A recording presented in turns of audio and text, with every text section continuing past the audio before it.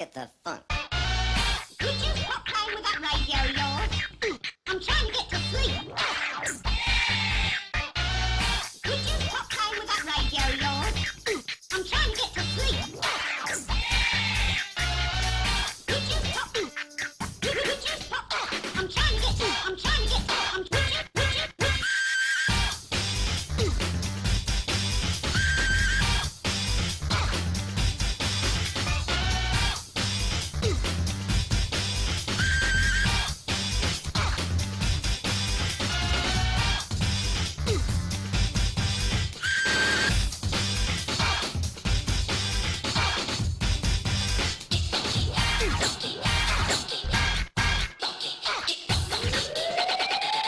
Most disturbing.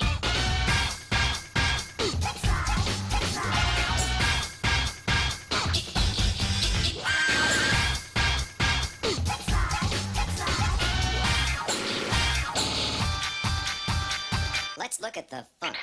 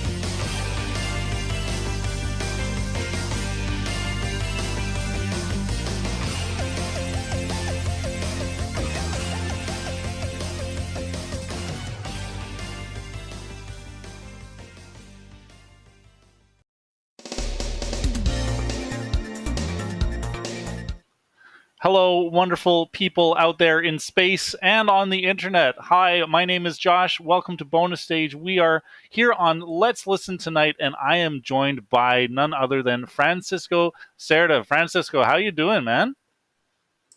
Hey Josh, I'm doing great. How about you? I'm doing really good, dude. I've been having a really rad time listening to this soundtrack, and I have to actually go and get the game.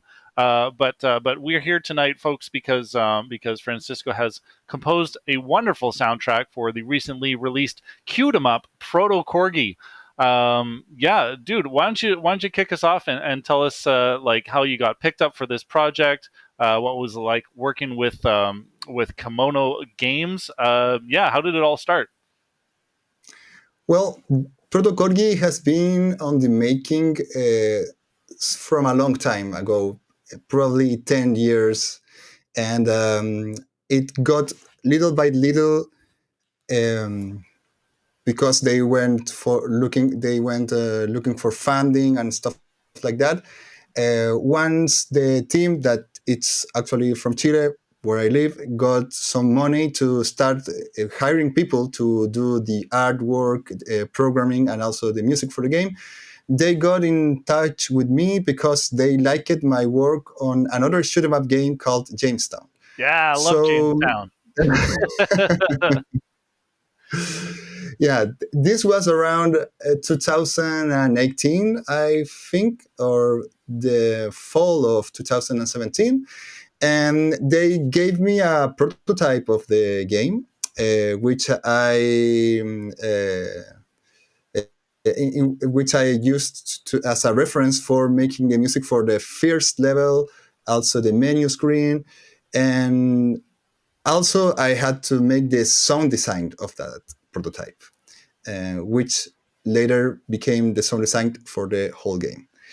And after that, we went a little radio silence because we needed more money to finish the game.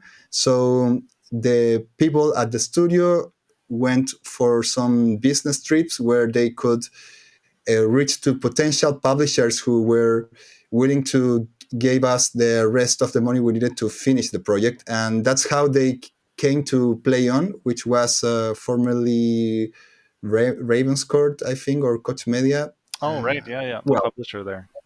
yeah, Yeah. they're a big conglomerate of video game publishing, and they fund the rest of the project.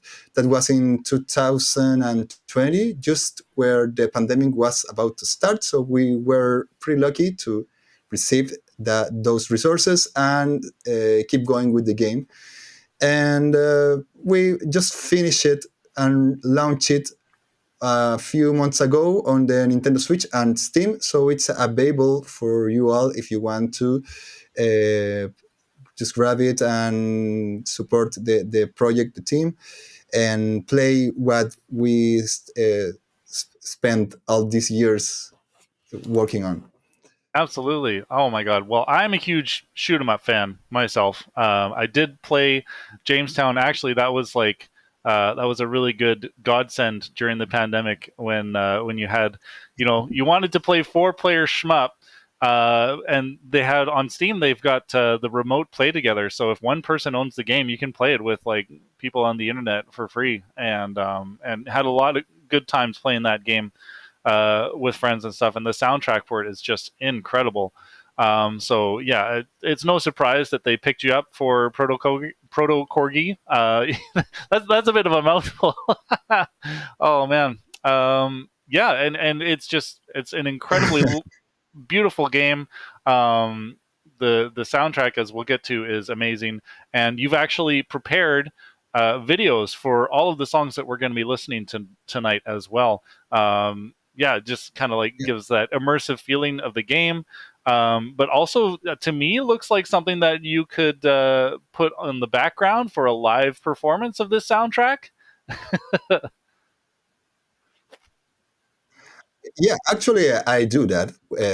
I also have my live video game music act that it's been featured here on Gunpoint stage in the past. Yeah, and every time I go and perform with an audience here in Chile, and I had the chance to be in front of a giant screen, I just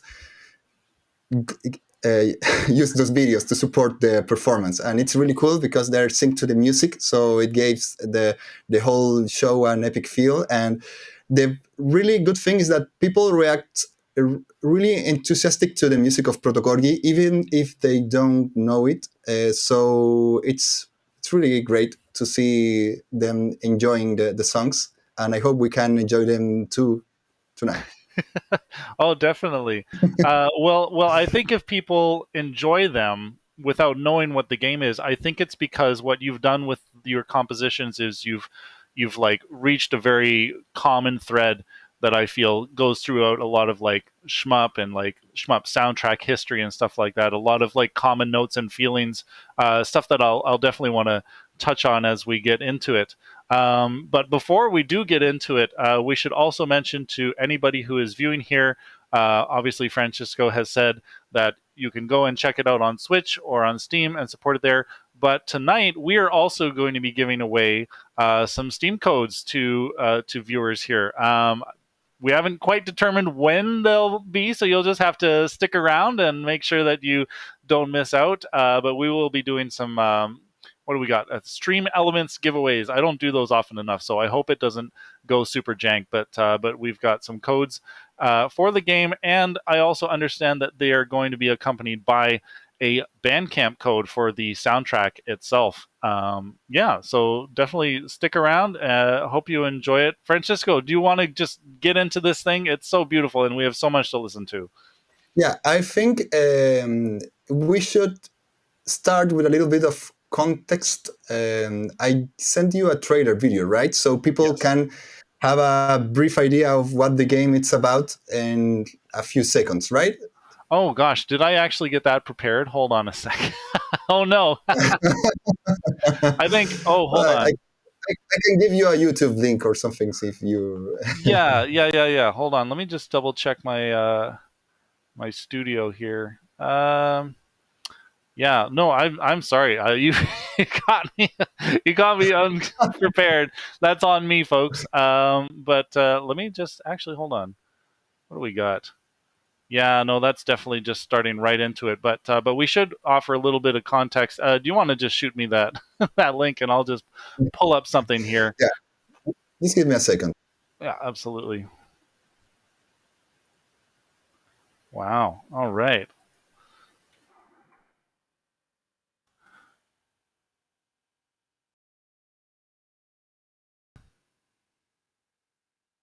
Okay, getting this all ready. Wow. Doing it live, folks. We're doing it live. Here it goes. Oh God. Sending it to you in the chat. All right. Oh no, wait a second. I got it.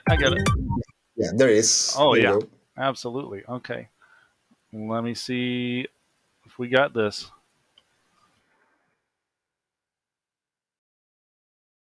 Peggy Oh 7. man. Okay, here we go.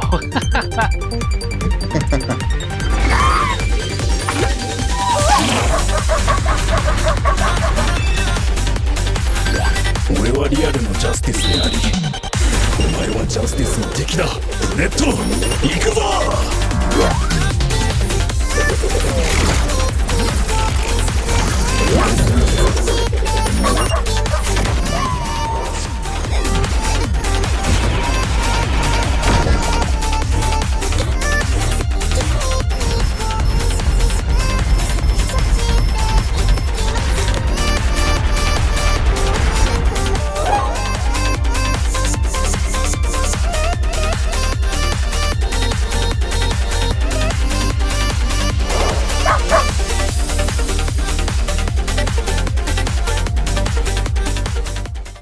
Oh my God.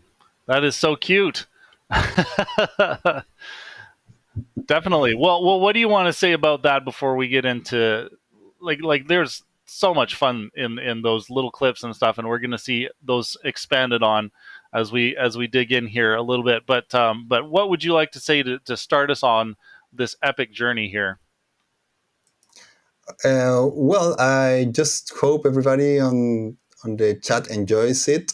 And the video gives you pretty much the idea of what the game it's about. It's a shoot 'em up, feature this cybernetic corgi who flies through the space, barking at his enemies. And you need to rescue your creator who has been kidnapped by this alien race, who also has turned your friend called Nick Justice into a bad guy. So that's pretty much it. We can just go straight into the music and talk about it later.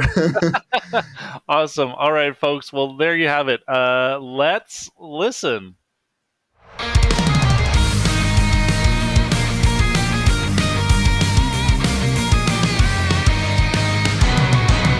僕の曲はぼやけるでもあの日は忘れない離れないで僕を連れて僕らだけのやつらぎの場があるはずだからと思う煙ると金属は僕の内部で僕の心は君のように優勢ですねまた君のどこの手に掴みたい僕が守るよ私はプロトコルジ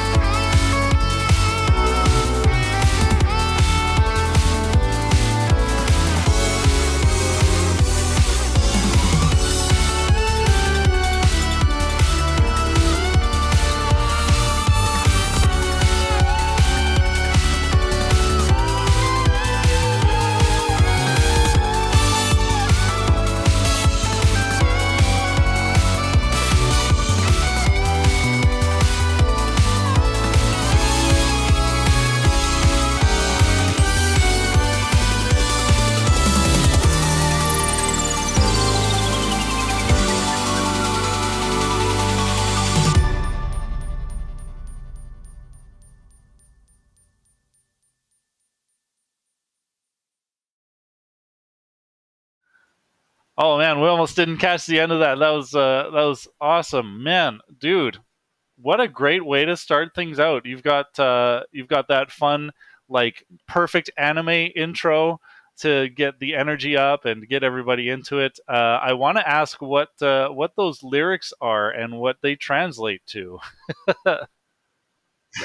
I I have a better idea of what they say, but I think the lyrics were actually made by a friend of mine who studied Japanese, and I just kind of commissioned it to him to write a lyric that was based on the plot of the game, that you are this space corgi, and your owner has been kidnapped, but he went like writing about that you have this bullet, who is the main character, even when his body is made of cables and metal, he has a big heart.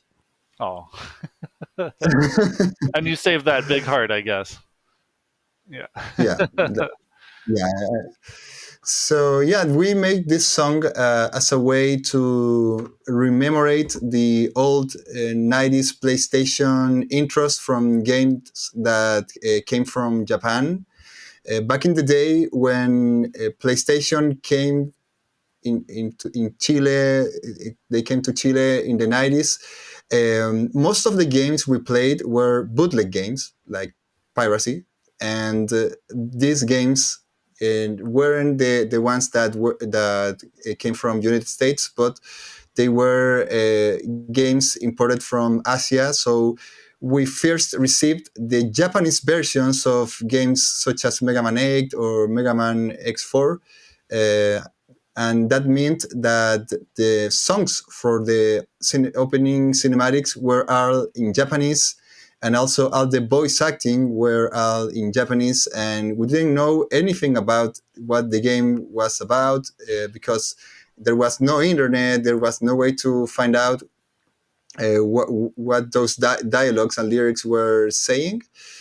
But the voice acting and the singing were so good that we went full into it. So part of having this kind of situation in ProtoCorgi, where you have songs with Japanese lyrics and voice acting that it's in Japanese without any subs, is trying to recreate that kind of mystery sensation you experienced back then if you were a kid in Chile in the 90s playing bootleg games from Japan. And the fact that we're still a little fuzzy on the translation really keeps that really keeps that spirit. Yeah, Oh, yeah. oh my gosh. And then we moved on. We had the menu theme. I loved seeing just like the little pet the dog. Very important to have for a menu theme. But you know, Yeah, there's something about what you did with that. Like a menu theme has to keep you there, right? It has to make you feel like, oh, I can hang out here and I can explore all the options, and I'm not feeling rushed. You know, especially for like that shoot 'em up game where you're getting ready to shoot out of the rocket and go blow stuff up, right? It's nice to have something that's just kind of like even and steady. yeah, yeah. Yeah. But you can't chill too much, because if you just leave it like right there doing nothing for about like 5 seconds, you go straight again into the opening, because we just wanted you to hear the opening as many times as you could. So Oh, so you don't even hear the full menu song when you're in the game?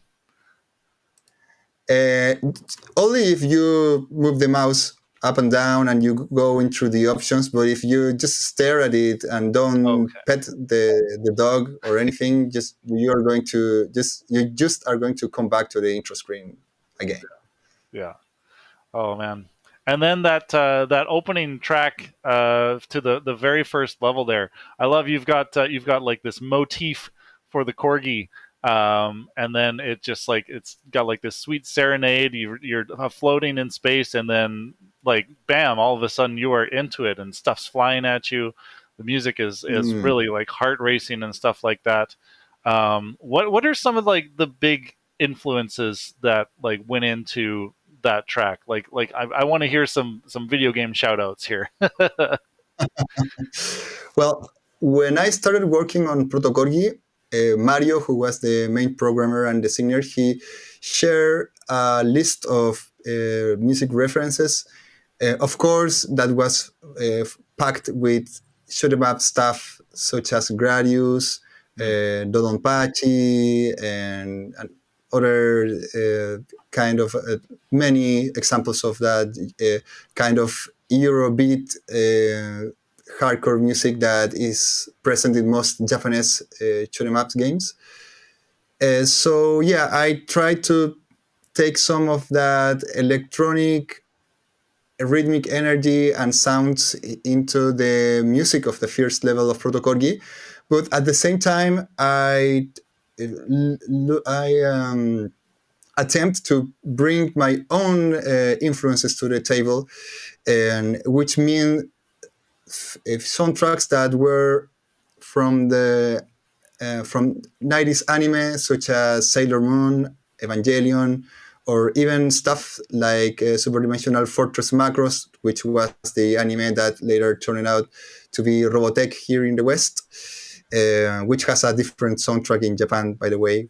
Yeah, and that was a way to maybe try to differentiate the game music from all the stuff you usually found on shoot 'em ups, and also because the game has this kind of aesthetic that it's really reminiscent of Japanese video games from the 90s, and also from anime. I thought that maybe we could just merge these two styles, which meant that in one hand you have the electronic rhythms and the synthesizer sounds and all the modern production techniques such as sidechain and stuff like that.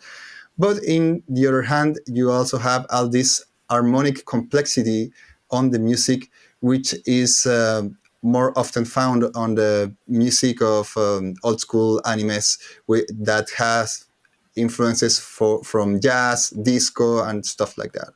So that was pretty much the overall direction we tried to get on every track on the game.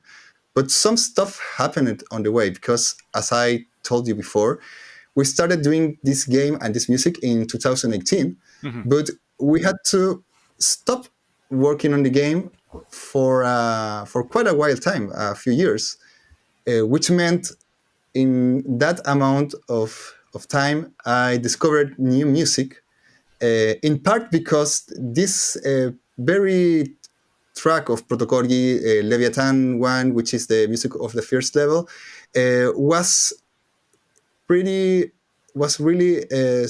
like, I don't know, it was shared a lot of times on SoundCloud, and it got to the ears of a few Japanese composers. There was one in particular. Let me look for his name. I'm really fan of his music. It's such a great artist. Just give me a second. I'm going to right away. It's a complicated name. That's why I'm looking for it. It's not easy to pronounce. It's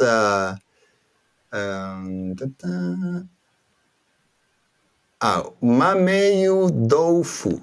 Mameyu Doufu. So he just he gave a like on the ProtoCorgi track I had on SoundCloud and commented on it, and I just started to be curious because it's so strange that people from Japan is starting to listening to my music, that it's really inspired on their stuff, and I just got to his music and I was blown away totally. I discovered this genre that was futurecore or high tech, that is electronic music, like pretty influenced by EDM, drum and bass. It has a hard bass sound, but also a lot of melody and harmonic complexity. There's a great amount of sound design, and it definitely was something that left a huge impact on myself, and something I thought that was maybe the right direction to continue with the music of ProtoCorgi. So it was like I made this track, it went out to the world, some people listened to it, and I just started to follow what these people were doing as well. So it was great, and that is what we're going to listen on the music from the next video. Yeah, definitely. So we've had our opening track. We've pet the dog in the menu. We've gone through the first level. What enemies and what dangers face us now, Francisco? Yeah, so level 1 pretty much ends with the fight that the encounter you have with your friend, which was brainwashed to just fight with you, and then you are going straight into a gravity control facility where stuff start to get a lot crazier than before, and not only because of the level design, but also because of the music, which is more hardcore now, and the video, which also tries to reflect that in a way. Awesome. All right, well, I can't wait for everybody here to listen and see all of that. Oh my God. All right, folks, let's listen.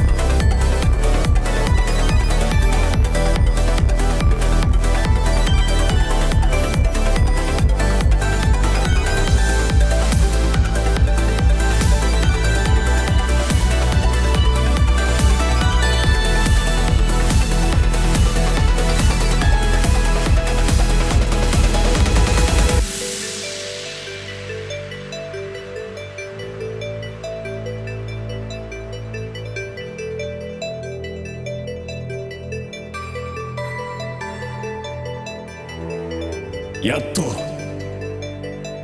真のジャスティスが見えてきたぞ。ブレッド。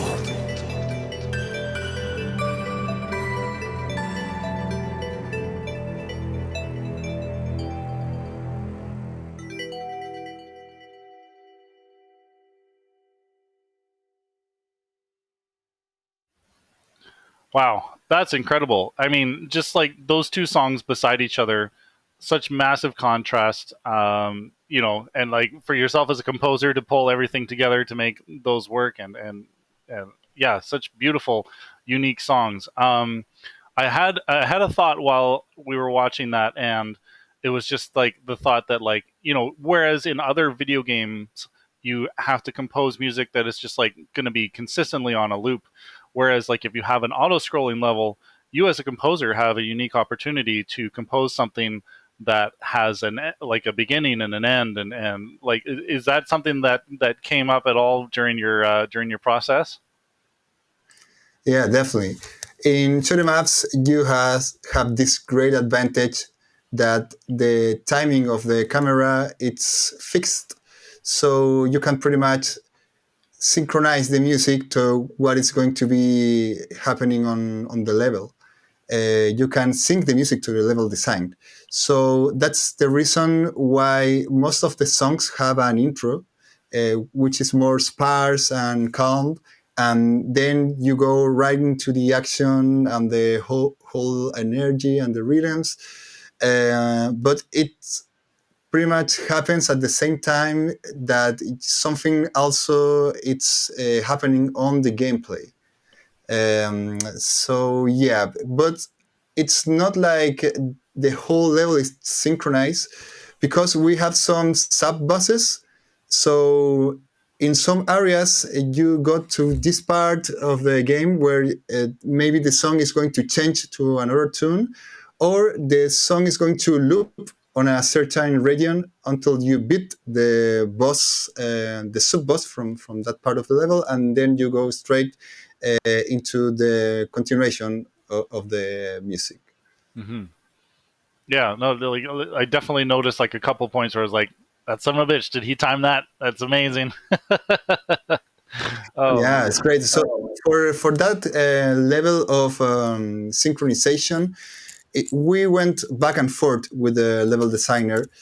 Like he told me some specifics about the songs, like they need to have a certain break into maybe 1 minute of music, and then when the music was completed, they actually changed the level layout to make it fit more with the soundtrack. So after that, I just took the songs and worked them a little bit more to make it more accurate with the gameplay. And then the designer made his stuff also on that iteration. So it was great to just make it so tight that it's kind of cinematic in a way. Yeah, I imagine that's a luxury in game development that the bigger studios might not have. Just like having such a small studio and being able to, like, directly communicate with each other and just plot that out. That's amazing. I also wanted to ask about instrumentation, because I know that you yourself are a multi instrumentalist. What that we've listened to so far? Like, what's been programmed? What have you performed? How much has got your personal touch on it? Well, I'm not a multi instrumentalist. I'm a one instrumentalist, a mono instrumentalist. I only I only play the piano. That's what I studied in music school. I know a little bit of guitars and sing pretty bad, but the keys are my main instruments. So everything you hear in these songs was programmed into the sequencer. I played some of those lines, performed them, recorded them, and then I fixed the timing issues with quantization. Um, and then at the last minute, I got the help from some friends to add real instruments to some of the tracks. Like the intro song, it has these electric guitars that were recorded by a friend of mine who is Andres Garib from Chile. Obviously, the vocals are also from a real singer who is Hiroki Thomas, a friend of mine who it's half Chilean, half Japanese. So his pronunciation it's more accurate than every other singer I could get from here around. There's a bit of violin recordings also in the first song from Jimmy Bea. Oh, I don't remember his last name, but it's called Jimmy Violin on Instagram. Well, he went here to my studio and recorded himself like 10 times for the first violin and 10 more times for the second violin, so we could make a recording that matched the kind of samples we were using to make the orchestral parts that are orchestral recordings of a whole line of violinists. So he was great. And doing that, we tried to match those, but it was really difficult because it's different when you record just one person and just layer it on top of each other versus recording the sound of a whole orchestra. It's a different kind of quality. So compromises had to be made to the final result. And in some cases, the real violin, it's really low on the recording. So you feel more the plasticness of the samples, but that has a more full whole quality. Mm-hmm. So yeah, there were a few recordings, and we're going to listen to more of them later on the soundtrack. Yeah. Awesome. Yeah. Well, I can't wait to get into it. Folks, if you want to know what any of the credits are on the album, I'm just going to drop the Bandcamp link there. And I should also announce that that after this listening block, I think we're going to be ready to give away one Bandcamp code and game. Is that right? Yeah. Oh, should we do it now? Yes. Yes. I think we after this blog we can go with the band with the giveaway code because this is going to be the most epic blog of all of them. Definitely. And just a little bit of information before we go all in with the next video. Um, if you notice, I know you notice it because I read on the chat. You were talking about. I love the motif. Yes, the motif. Oh my And gosh. you're saying that because the motif, right? Yes. So you're saying that word, you're saying motif because that melody is not only present on one song. You have heard it on the opening song. And the thing is that when I composed this music for the game's intro, every melody you hear on that intro, it's actually a melody that is present later on different on the level tracks, right? Because that is from level 2, and then you have the music from Leviathan 1. It's the melody of the first part of the song.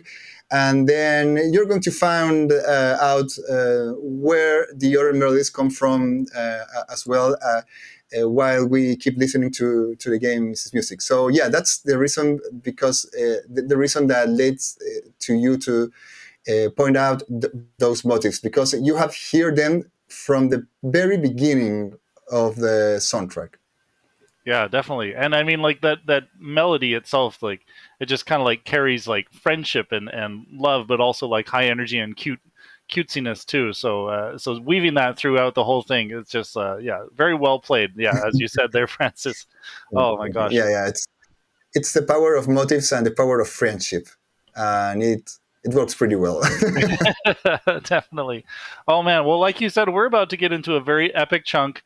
And I just have to say before I forget that, like, the way that this next track opens, the bass line, oh, it's chef's kiss, one of my favorite moments on the soundtrack. I'm definitely going to pick your brain about that bass tone that you used after listening block. But folks, if you want to participate in the giveaway, just basically be in chat, just be logged in, and we'll be able to draw your name if you want to get a free copy of this game and soundtrack. And otherwise, Francisco, are we all ready to go? Yeah, just a spoiler. It's not a real bass. No, but it is like it hits the point. It hits that shmup Yeah, point, and I absolutely love yeah. it. All right, Thank you, folks. thank you. Here's your next batch of songs, folks. Let's listen.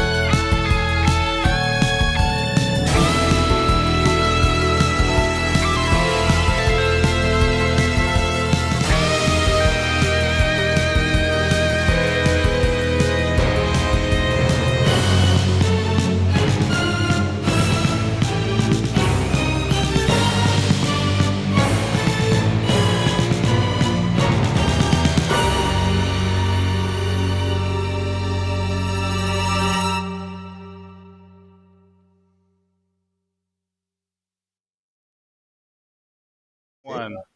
Oh my gosh. All right. Sorry, folks. I am not entirely sure how these darn giveaways are supposed to go, but we've got Francis with the tickets, and we've got Feramiel with the tickets.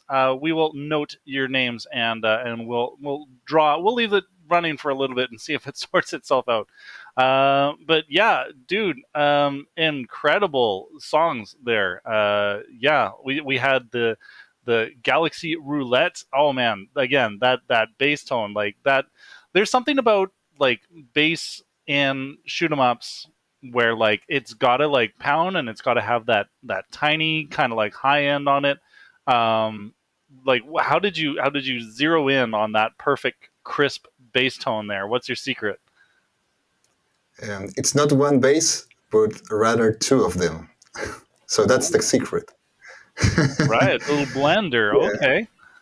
Yeah, yeah. Well, it's not big deal. I just have a like an electric bass sample for the low end, and a synth bass made on Serum.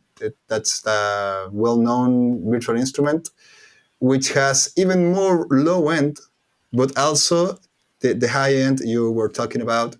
This kind of crispiness on the highs, and a lot of compression, like multiband compression that emphasize some of the highest frequencies and make them sound like with more click. So that's, I think, how I got to make this special kind of bass tone, which pretty much goes in line with the influences I told you about that I got from these future core Japanese composers that kind of changed or shifted the direction of the ProtoCorgi soundtrack in a way. Oh man, yeah, that's absolutely amazing. Okay, Paula CL. Yeah, I see you. I don't know why the giveaway isn't working. I'm just gonna go and Google a like a draw. Oh my god, how do I even do this? Francisco, I'm gonna leave you with an incredible question where you can fill all the time talking about about it. So why Okay. don't you tell us a little bit about that weird moment in the middle there with the fish, the angler fish boss? What the heck was Okay. going on there, and what was the reason that that song exists? Well, where do I start? Oh, so the previous song, which is Galaxy Roulette, it features a female singer and basically an anime idol, right? This kind of female singer that is pretty famous and does concert, and she has a lot of otaku fans all over the world. So we wanted to have a little bit of that on the game to reference another video game. It's a Super Nintendo video game called Macross Scrambled Valkyrie. Macross, as I told you, was a reference for the music of the game, Hmm. but it was also like a huge Japanese animation that also influenced the game itself in many ways. So in that particular game, there's a stage that where you go into the super dimensional fortress, the SDF-1, and at some point you go to a concert of Lin May, which is possibly the first idol in the story of anime. So we try to replicate that here, but make it a little bit crazier with all these Battletoads kind of obstacles on the level. Yeah. So yeah, it was like a frantic song, and of course the idea was to make it like a Vocaloid song tune as well. But I wasn't able to make the Vocaloid software works by any means.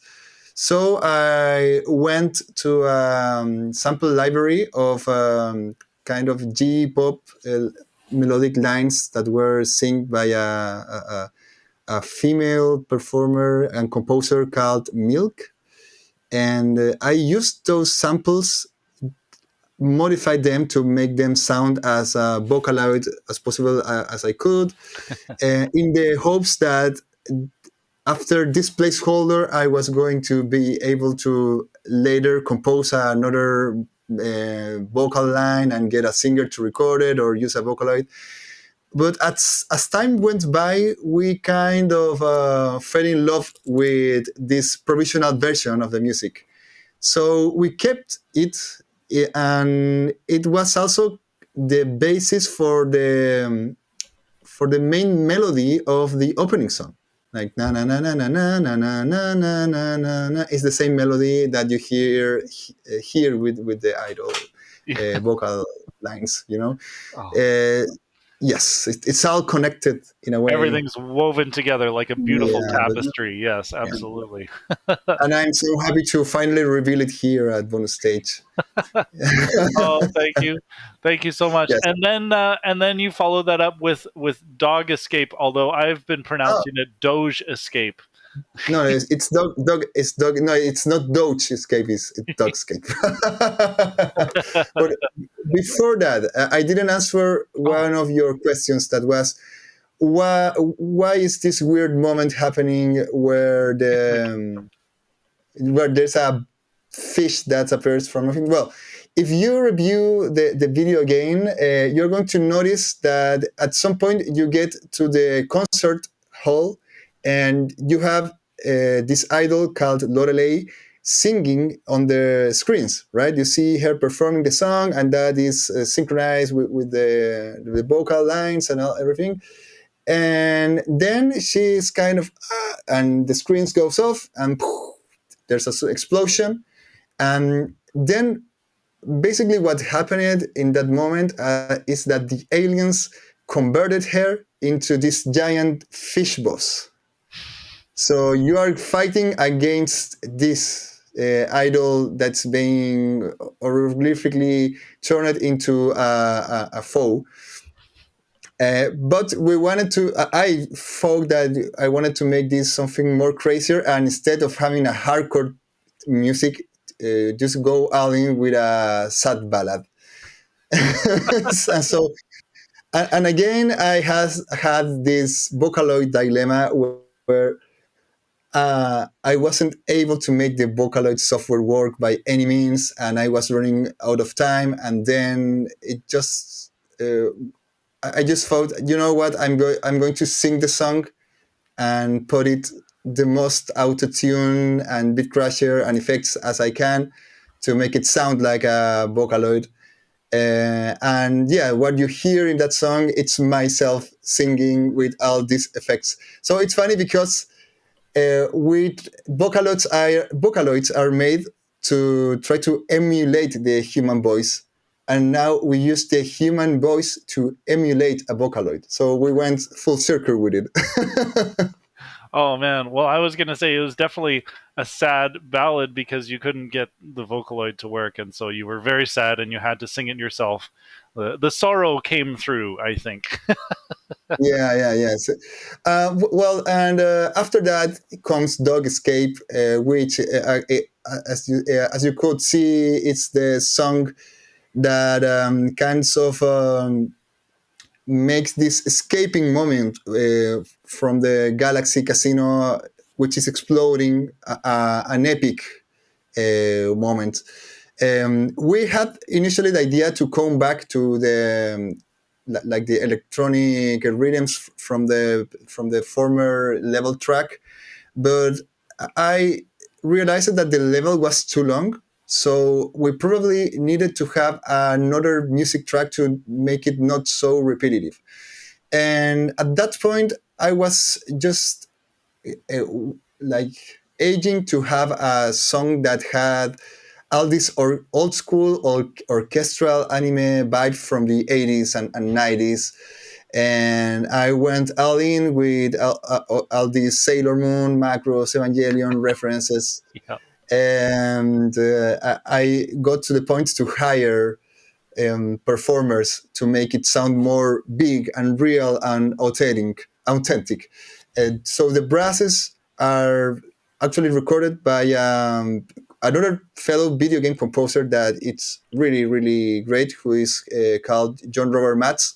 Absolutely. He made the music for Gunpoint with me and Brian Ike, and he recently released the soundtrack for Yeah, Chia, Chia. Yeah, yeah, yeah.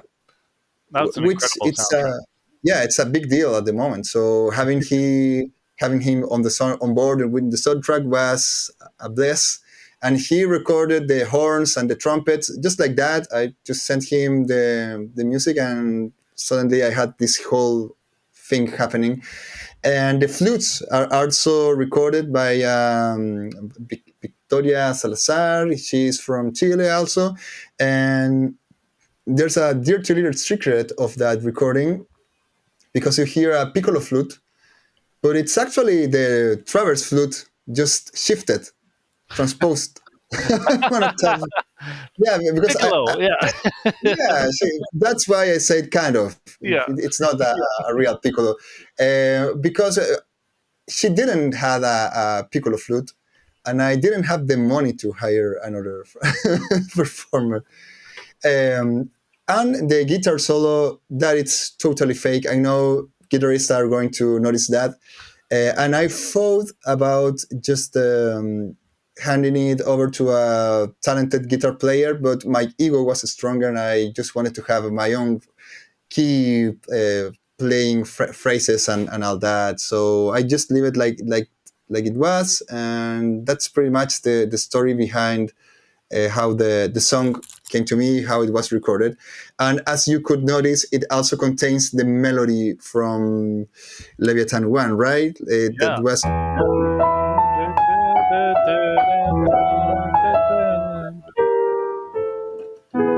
yeah, but presented in an even more epic way, with all this kind of harmonic complexity that it's so reminiscent of old school music in general. Like there was a time where composing like this for pop music, or like ballad singers, or TV shows and movies was the norm. You know, like people who has a lot of composing background and studies and know about orchestration. They were the ones who made all this kind of music happen.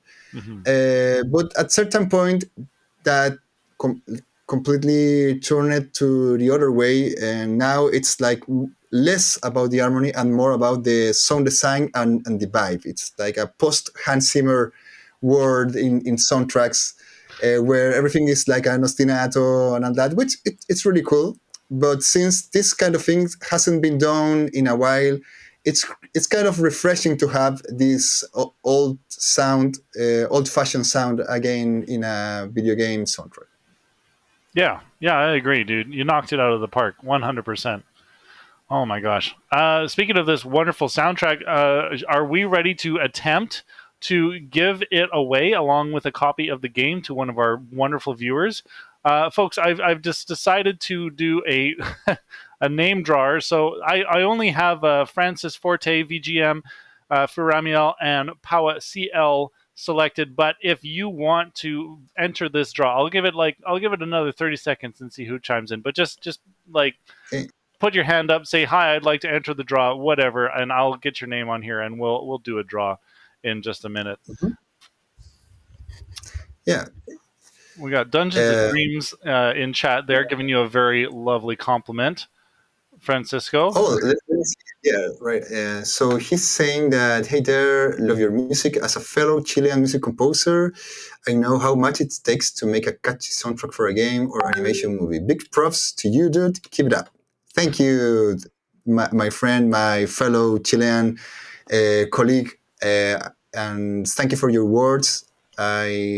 I was like love to hear people complimenting my job, and yeah, it takes a while to get to a catchy melody. So I hope these melodies are catchy enough for you all and you are enjoying it, because we still have more melodies after the draw, right? Yes, yeah, we do. We're only halfway through, I believe. We've gotten to Dog Escape, and we've got an entire other half of the soundtrack to listen to. It's an incredible journey. All right, folks. Well, we've got a couple more names in the draw here, and don't worry. I think we're going to do this a couple more times, right, Francisco? Before we're done, I'm sorry, what you said? we're going to do a couple more draws before we're done, right? Yeah, but I mean, we can do like two of them. I think Pame, he wants to enter to the draw as Yep. well. Yeah, got his name, got Daduni. Yeah, Yeah, we'll just keep the names, and then yeah, later on, as we go yeah, through, we'll draw another one, and we'll draw Mm, another one. We'll just draw one for yeah, yeah. now. Okay. All right, folks, let's get a drum roll. Let's see some emotes in chat. Get ready for the name. Here we go. Yeah, yeah, you got your piano there. Oh my god. All right. And the winner is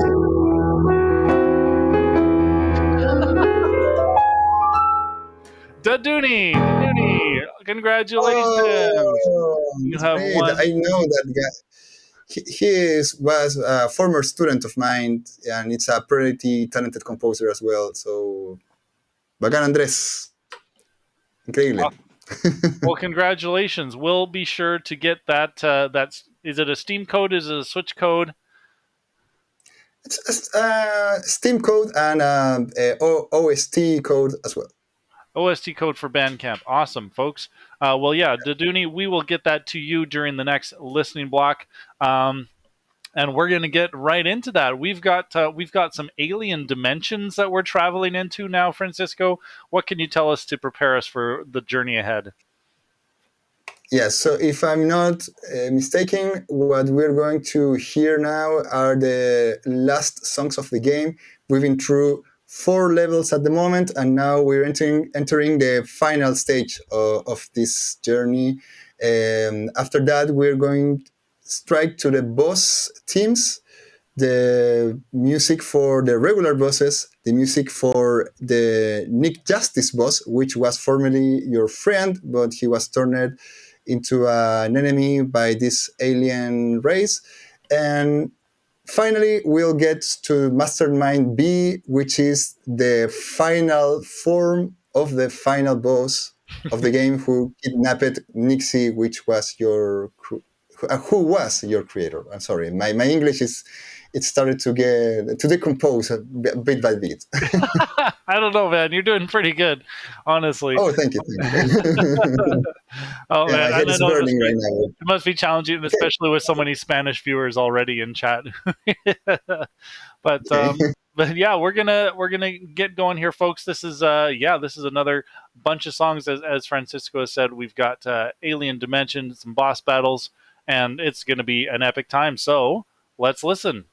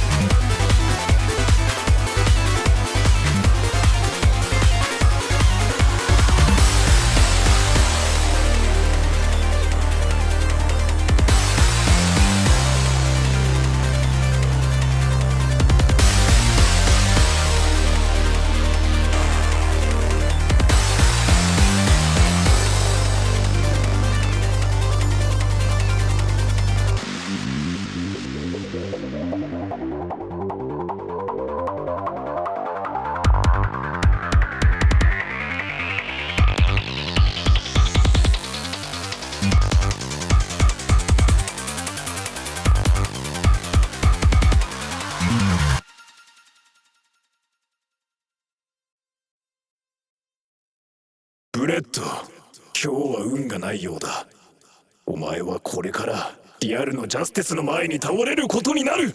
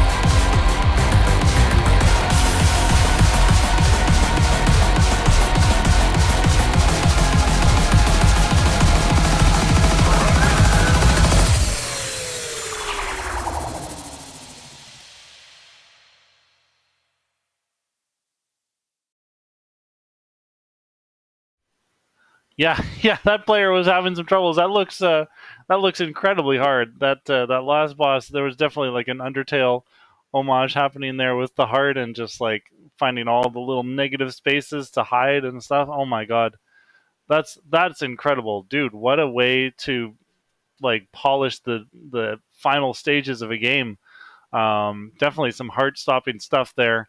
Lots of really insane music, lots of really quick beats and stuff like that. I mean, I'm just kind of flabbergasted here. Why don't you say something? Well, yeah, that's probably the reason why it took us so long to release the game. We were quite passionate about the project. We tried hard to make it as complete as we could in every aspect. You see, it's a tiny independent game with pixel art, but as you can notice, it has a lot of love put into it. Whether it be the graphics, the animations, the level design, the lore of the game. It also has a story that is not being told with dialogue or anything. Actually, the dialogue it's in Japanese, so you don't know what it says unless you live there. But there's actually a narrative that you are going to encounter through the game, and we tried really hard to transmit that story with everything else that wasn't dialogue. With things such as the cutscenes, and the music and the sounds also, so people could follow these events without saying what was happening in a literal manner.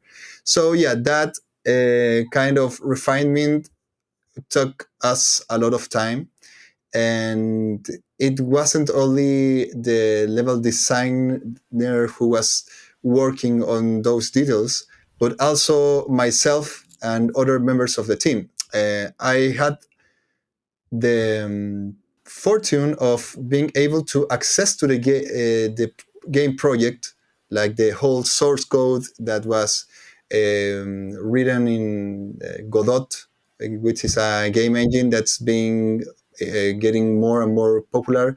I had the whole project, and I could just go into it and implement the sound effects and the music in a way that I felt was the right way of doing it. It wasn't just putting an asset on the game, but trying to refine the way that that sound effect interacted with the music, and when the music sounded, it was that moment fitted with the animation and controlling the pace, the flow of the events, and even making some adjustments to the animations so they could be more reflective of what was happening with the audio.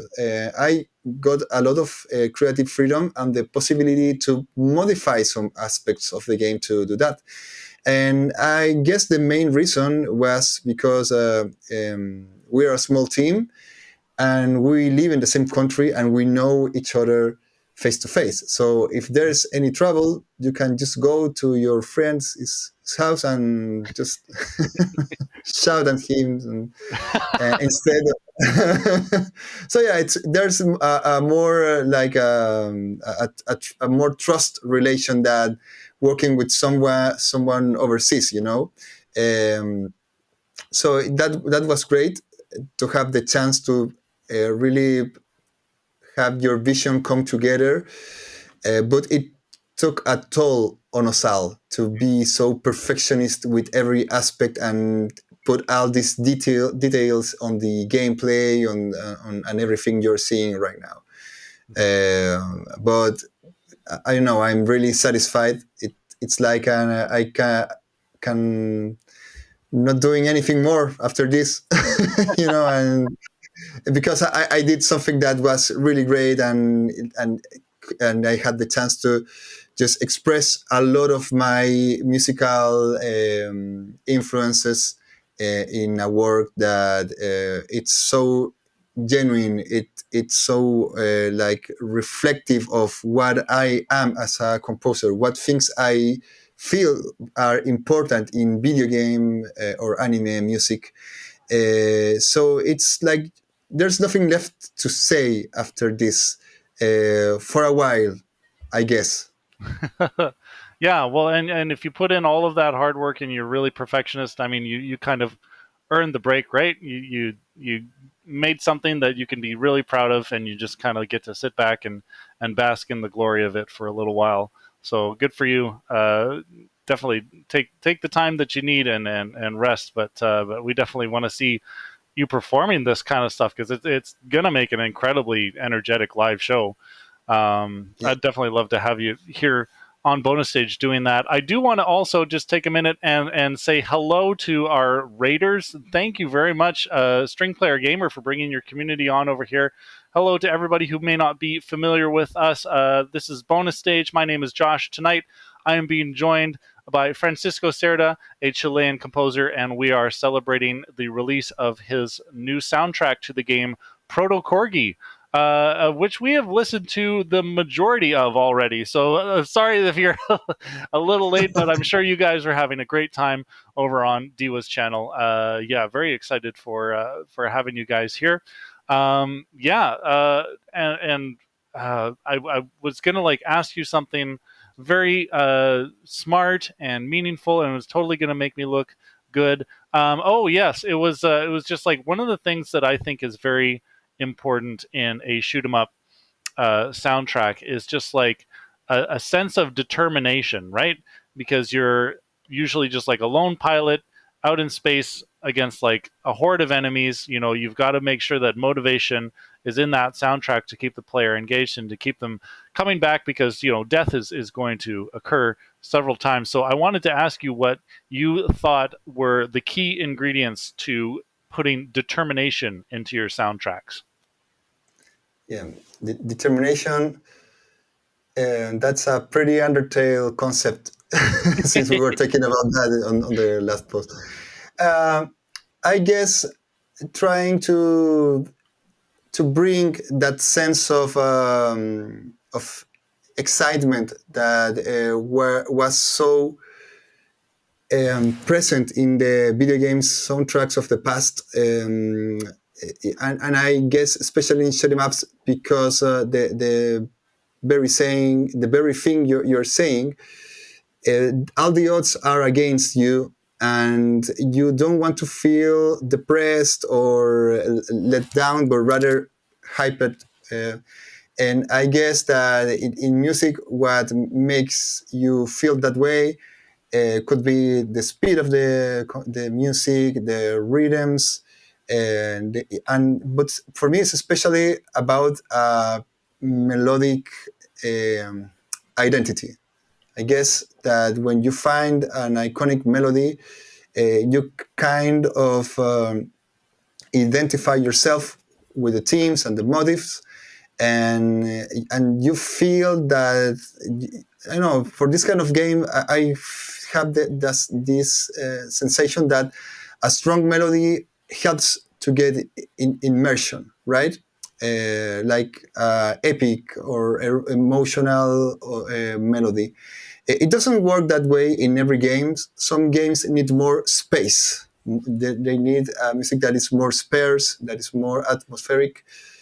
But here in ProtoCorgi, it definitely was a artistic um, direction that asked for that kind of composition that was more melodic oriented, that had more energy, because basically we were trying to make this lost game or anime from the 90s, and in that era it was everything was pretty much done in that way. In video games, especially in the ones from Super Nintendo, the old arcades, and the 8-bit era, um, compositions with strong melodic identity were fundamental to overcome the limitations of the hardware, because you couldn't have complex sounds on the sound chips from the past. You didn't have a whole amount of memory for samples, and sometimes you only got to work with a few square waves. So the only way to make that really precarious material work on a spectacular way was to appeal to this kind of memorable themes and motifs, and also trying to fill all the gaps in the music. Like you don't leave a song channel just doing a simple melody line, but you take the opportunity to, when the sound channel is doing nothing, to fill that space with some arpeggio or some response from another melodic idea that is present in another channel. So I guess a lot of that kind of way of making music was translated to my experience with ProtoCorgi. I'm not using chip tune instruments or anything like that, but you can feel that direction of composition, it's present overall in the whole soundtrack. 100%, dude. Oh my god, and well spoken too. Oh well, speaking of all those melodies and everything, and feelings and determination, we are coming to actually the ending of the game and its music there. So quite a tonal shift, of course, one that's necessary all the same. Yeah, we're going to get into a good ending. We're going to hear a track called Metal Hearto, and hear some high credits as well. What can you say to prepare us for this here, Francisco? Well, I can say that if you don't want to be spoiled about the end of the game, you can turn off your screen, but you can turn up your speakers so you listen to it, but you don't watch it. So there's something important about what you're going to see and listen. The following track, it's called Good Ending, because in this game there's multiple endings.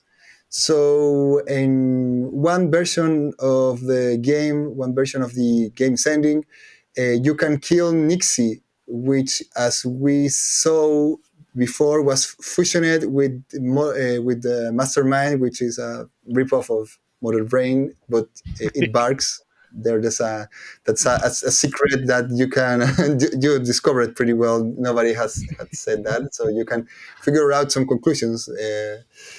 And you can shoot her, which is like on the top of the enemy, or or Mastermind, which is below. And if you kill her, the game is going to end on a bad ending. That it's really sad, and there's not going to be any fanfare about that. It's just going to end on a really depressing note. But if you manage to destroy Mastermind but leave Nixie intact, you're going to see the good ending,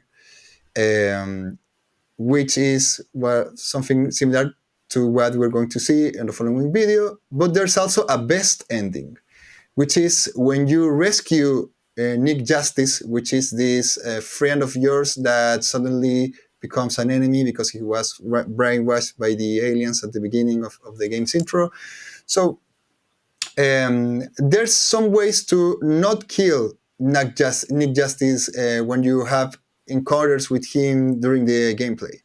And as you go on, not beating him, but just sparing his life, which is something that came straight from Undertale in a way.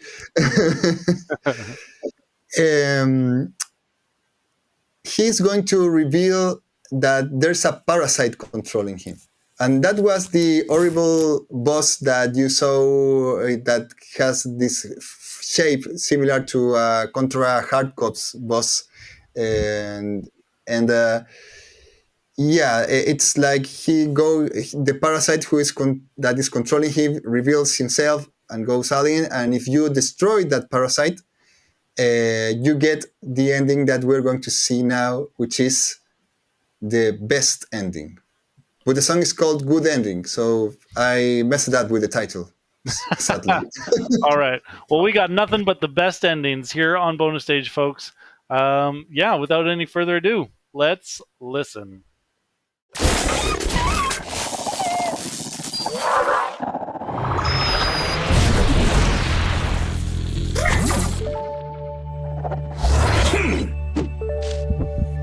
Justice Bullet!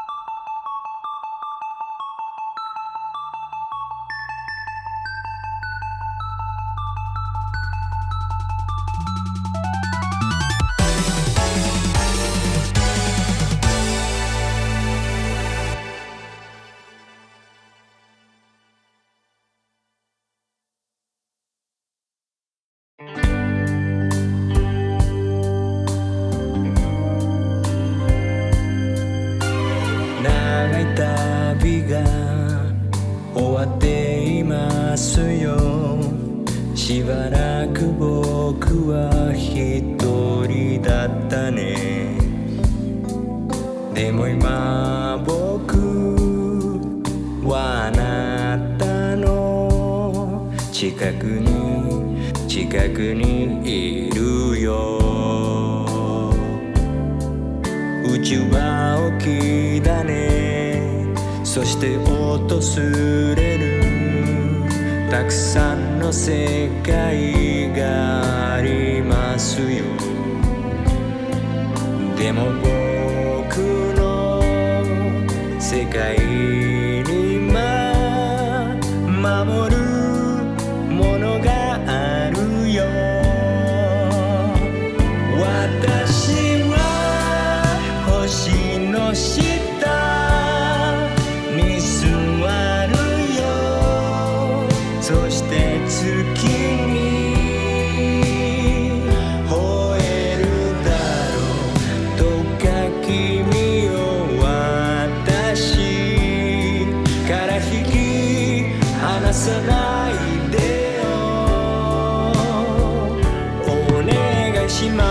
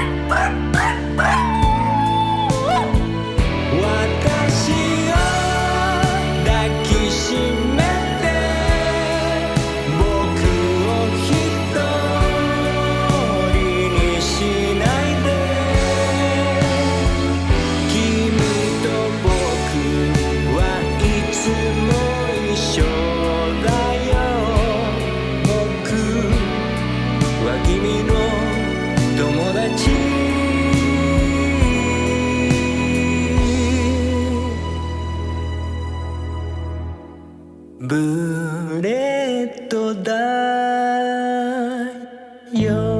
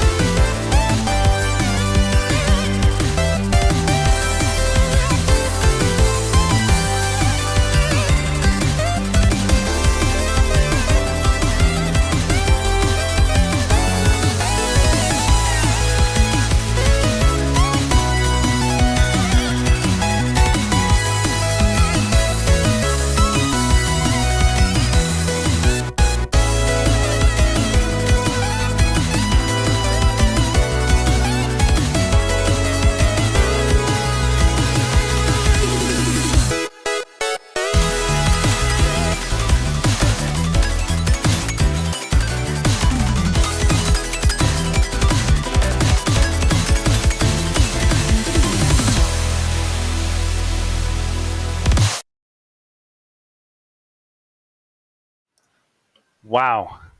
Wow, dude. Way to end the freaking game. You made it. You We made made it it. through the whole video. Yeah. We got the best ending, and there was some good music along the way. No, sincerely, like I love a good credits track. I love a good like high scores track like that. There was like a lot of like come back and play again kind of feeling, like it felt the credit roll was kind of bittersweet. It just like had that like that ballad energy, and it wanted you to come back for more. Yeah, I know. It was a Dogo Mitai, as Metaru pointed out in the chat. Yeah. Oh my god. I think you did a cover of Bakumitai, and you did like that meme where Yeah, yeah. That was before we had Midjourney and all these artificial intelligence tools. You had to do it like on a rudimentary way, put images on a server. It was so time consuming. It worth every effort at the end. oh my gosh, definitely, man. Oh wow. Well, what can we say? We got the best ending. Metal Hardo. I mean, again, we know what. Apparently, Francis knows what 70% of those words meant. So good job, Francis. Do you want to give us like a little summary in chat? Yeah, I don't know what the word says, so if you can you can illustrate us, it will be great, Francisco. Yeah. Thank you very Well, much. yeah, that song, it's as you can notice, is the credit track. We planned it since the beginning to have an ending that was like more emotional. It's not like a depressing ending, but it's, yeah, really heartfelt. And well, and it's funny because it has this ridiculous section where a dog is like singing the song with a really like mess up sample. But for me, it's so emotional at the same time. It's I don't find it, it's ridiculous, but I kind of start to cry whenever I hear that section, because it reminds me of my passed away dog, who was like suffering a lot when Mm. I was producing that track. It's funny, but at the same time, it gives me a lot of like strong memories. So it's cool. Yeah. You're gonna make And, me cry, Francisco. Oh my god. oh yeah, you're not going to laugh anymore when you listen to the song. You're going to cry, but you're going to feel happy, but because the chorus is so uplifting. So Yeah. and Everybody, if you have dogs at home, please go give your dog a hug right now. yeah, yeah, definitely. So the thing with this song is that it's pretty much the same song as Diva, the one we heard before with the Vocaloid, the fake Vocaloid, the human Vocaloid. Yeah. And and it was my intention to have a different song for Diva, but time ran out, and I just took the stuff from the credits and used it. And so it's kind of great in retrospective to have a different version of the song at the end. For me, it's a good thing, because it kind of enforces the reiteration of musical ideas, which is something that happens constantly on this soundtrack. There's a lot of motifs of melodies, and they don't represent a character on a specific way, but uh, for me, just having all this music material coming and going over and over again, it encloses the whole experience, make it more like more constructs a stronger identity of the soundtrack.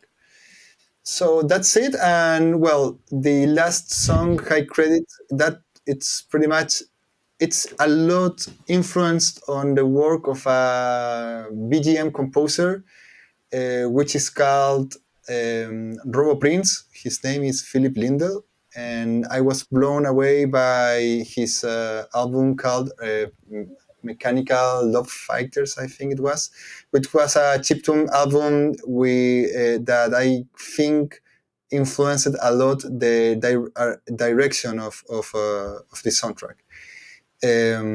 Also, I just want to give a big shout out to Tony Lace. He is the person who mixed and mastered the album, the OST. And it turns out he is kind of a chiptune legend, and not only here in Latin America, but like in the whole world. He's known for making really, really good music, and apparently for being a great sound engineer as well.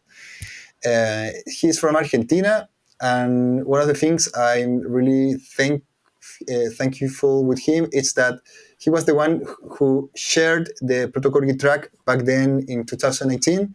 He was pretty famous at the moment, so when he reposted the track on SoundCloud, that's how all these Japanese composers came to know my work, and that led me to know their work, and that changed the sound of ProtoCorgi soundtrack forever. So yeah, it was great to that the music wasn't only shaped because of my idea, but the interaction with several other composers. And so it's nice to have that kind of retroalimentation of other people around you. Yeah. Oh my god, dude. And to use that as like the end caps of that soundtrack together as well. Oh man. Well, I mean, we feel like we've gone to the high score, but we still have more music to listen to because the soundtrack has a few more special tracks on it, of course. One being even an a cappella version. Oh my gosh, we're going to get to it. But we've got Corgi Maker, See You Space Corgi, and an a cappella version of the Leviathan 1 theme, which I found very charming listening to it. Yeah, dude, what do you want to tell us about these tracks? Well, I'm going to speak of every one of them right now, so we can after that just go to the closing words. Sure. So, Corgi Maker, which is what we're going to listen right away, it's the music that you hear on the level editor of the game, because this game has a level editor. You can make your own with the level editor before. That's insane. Yeah, this one has a level editor, and it's pretty complete. And you in the Nintendo Switch, you can actually use it tapping the screen, so you can do a lot of things with it. So yeah, this track is what sounds when you are constructing your own levels that you can also share with other people in internet. The same way you can share levels with Mario Maker community. You have a code that you send your friends. You can go to a server. I don't know. It's really good. And then we have two versions of music we heard previously on the soundtrack. The first one, See You Space Corgi. It's a piano version of this.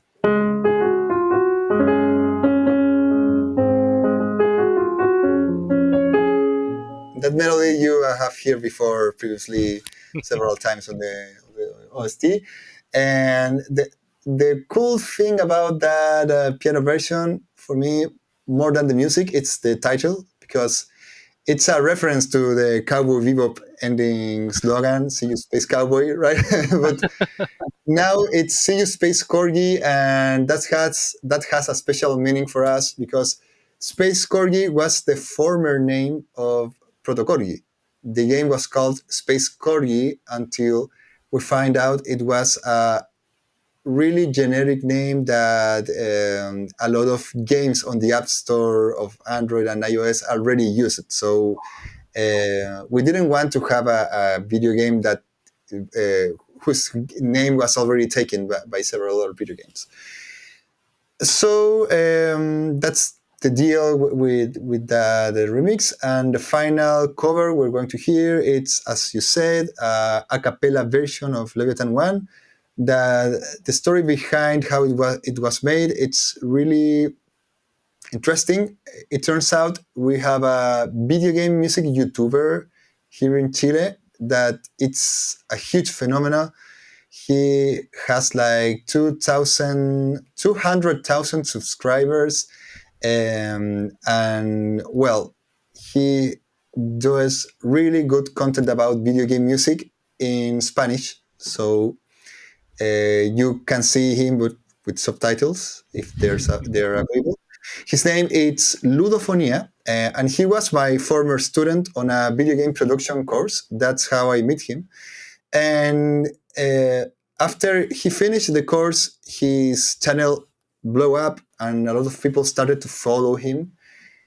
And he organized a contest where participants could do covers of ProtoCorgi or other songs from me. And it was an internal contest with his followers, and a few of them came in and showed him and myself what they did. And suddenly there was this guy and his girlfriend who made what you are about to hear at the end, which is a crazy version of the ProtoCorgi Leviathan theme, right?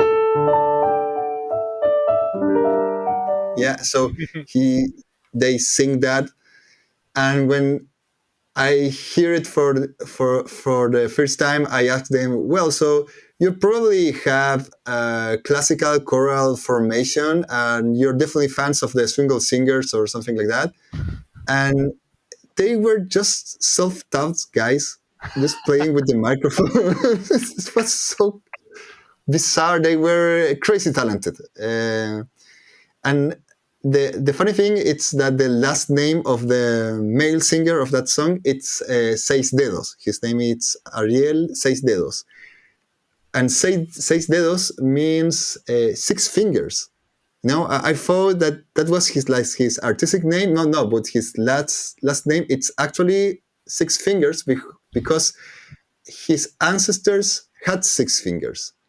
Whoa. So maybe that's the reason because why he was so genius to make a version like the one you're going to hear. So that's what it's left for us to finish this whole soundtrack listening party. Awesome. Wow. Well, I couldn't give it any better intro myself if I tried. So yeah, folks, without any further ado, these are the last tracks of the ProtoCorgi soundtrack. Thank you so much for being here. We'll see you on the other side. Let's listen.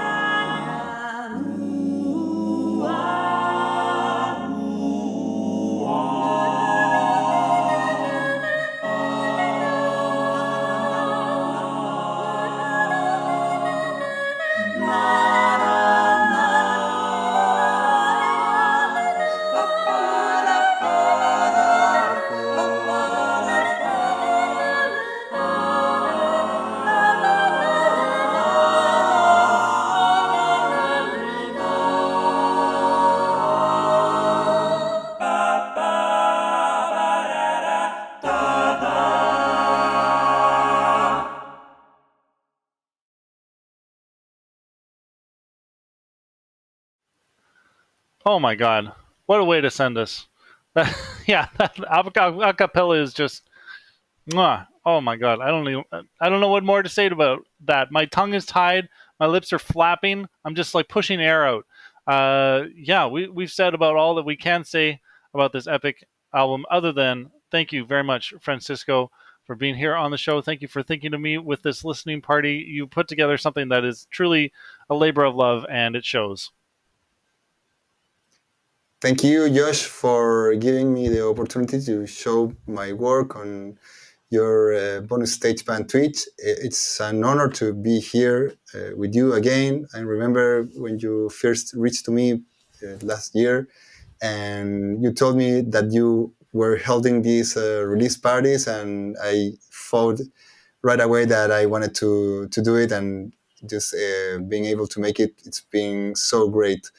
Um, yeah, I hope everybody on the chat had a great time. We have maybe 30 people already, and yeah, it's great that you guys went to listen the whole soundtrack and spend time listening to how the songs were made. That the guy who made the a cappella cover has ancestors with 6 fingers, which is not something that you encounter every day. And I'm really grateful with you all, Josh, and all the audience here. So thank you. Absolutely. Well, our pleasure. And before we close things here, folks, we are going to do one more draw. I mentioned it in chat, but if you do want to be considered to get your chance to get a Steam code for ProtoCorgi along with a Bandcamp code for this album, please just raise your hand in chat. And while we give folks a chance to do that, Francisco, why don't you tell us? I mean, I know you said you put so much into this soundtrack. You wanted to rest up, but I mean, I'm sure there's you can never keep a man down, right? What else Yeah. are you doing in the meantime here? What's coming up Well, next? yeah, there's plenty of stuff coming up next. And well, first of all, I just want to give a big shout out to Matthew Mesa. He is writing on the chat that he bought the soundtrack on Bandcamp, and yeah, I really give you a big thank for that, Matthew, for supporting my work. Um, you're great. Thank you. I hope you enjoyed. And what I'm doing right now, I'm working on a couple of upcoming video games. There's a fighting game. I'm doing the music, which has a style similar to ProtoCorgi, but more oriented to future funk, like more lay down rhythms with not so much frantic energy, but more like groove and stuff. But it has that big otaku vibe that you already hear in the whole ProtoCorgi soundtrack as well. And there's also a visual novel in the works that is being made by a few people here in Chile that runs. I don't know. They make a lot of manga and stuff like that. That is really successful here in my country. And there's also Witchmarsh, which is a game that it's been on the works almost a decade, and now it's finally coming out. At least a first version that it's called the Prelude, and that I'm going to be making music for it too. And next year is going to be available on Steam for you to check it out. It's an action RPG set on the 1920s years with a lot of inspiration from how's the name of this uh, Lovecraft, right? Oh And yeah, you follow a group of investigators, and you need to uncover a lot of the story. And it has incredible pixel art. It's so beautiful to look at, just to look at. And we're doing that. And also, I recently did the music for a movie that it's on Spotify. If you want to check it out, it's also on my Bandcamp. It's a movie that it's dramatic. It's like really intense and emotional, but it also features video games in some capacity, so it's not that different for the thing stuff I do. And the music was recorded by an orchestra in Argentina, so it sounds really really good. It's the first time a huge orchestra records my music, so that is a big achievement for me. So I hope you all listen to it. And there's also the music for the Punchuin, which is a game that just came out this summer. I mean, in January, which is summer for us here in Chile. It's available for the Switch and PlayStation 4. And the music, it's FM chiptune all the way. It's really good. It was made by a video game studio that is well known, called Shinen, and I'm really looking forward to collaborate with them again in the future because those guys are top notch. So yeah, that's pretty much what I'm doing. And just one little thing I just remembered. Sorry, Sounds like you're we're going very busy. yeah, I'm never going to have the proper rest. So yeah, I'm performing live a lot. I'm doing a live shows of my music and video game remixes. I regularly play on these shows the music of ProtoCorgi, and people seems to like it a lot. Now it just came an opportunity to make a video game orchestral concert in the municipal theater here in Chile, which is a huge theater. Let me see if I can just show you what it is. It's something like this. I Oh think wow. it's it's classic theater, beautiful, and I'm part of the production team on that concert that is going to happen here in Chile in November. Uh, we're going to make a repertoire of video game music from classic games such as Final Fantasy, Legend of Zelda, Undertale also. And there's going to be my music too. They're going to perform two songs from Jamestown. They're going to do Dark Sector and the Lost Temple of Croatoa with a whole choir ensemble. So Oh it's wow. going to be the best day of my life, hands Yeah, I down. bet. Oh, I can only imagine. Yeah, what a fulfillment to see like an orchestra performing your music, right? Yeah, definitely. So I'm really happy, and I think that's all I have to say at the moment. And I hope there's more things to come, and vacations, of course. I need that. Yes. So Yes. yeah, Please tell us when you have a vacation so that we know that you're okay. Oh gosh. All right, folks. Well, I think we've gotten all the names in that we need, right? Unless if you want your last chance, it's going once, twice, and thrice if you want to be considered for this giveaway. But yeah, we have one Steam code for ProtoCorgi coming up, folks. Yeah, I'll just wait like maybe 10 seconds and see if there's any last submitters. Just say hey. Okay, yeah, only OMG, it's Monica. You can just say it because our giveaway thing is totally broken. I don't know what's going on. We've got Moo Man with There Is No Easy Mode. All right. Last chance, folks. Say ticket. Say Josh, pick me. Whatever you think is going to work. All right. Ian Martin. Yes. Hey. All right. We got you there, bud. I think Ian wrote Yoket, right? Like Tiocket. TikTok, Yeah. there is fooling around.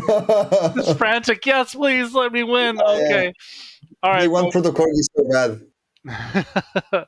All right. Well, we hope that whoever wins this is going to have a really wonderful time with this soundtrack. We know with this game. We know you've had a really great time with the soundtrack tonight.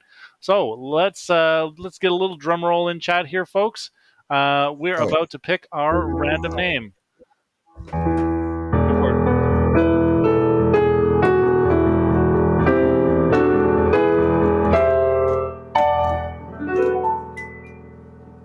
Pamukal.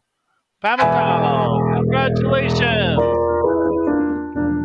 if you are still in chat, I hope you are still in chat. We have a copy of the game for you and its soundtrack, and we will get that to you by the most discreet means possible. Yeah, Congratulations. I can give it to her because she is going to sing on the concert in the orchestral concert at the municipal theater. You too. Yeah, it You've got it taken care of. Thank you so much, Francisco. That's such a weight off my mind. yeah it's not an arranged draw at all, guys. Don't think that about us.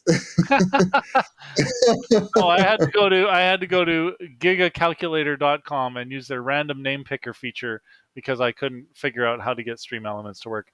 But thank you so much, everybody. That has been our show for tonight on Let's Listen. Francisco, it is a real pleasure having you on here to talk about this epic game and this epic soundtrack. Thank you so much for sharing that with us.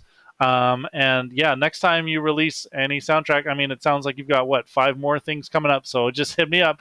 We can do another one of these, no problem. And thank you everybody who came through from Chile to show your support. All of the raids that we had here tonight, that all means a lot.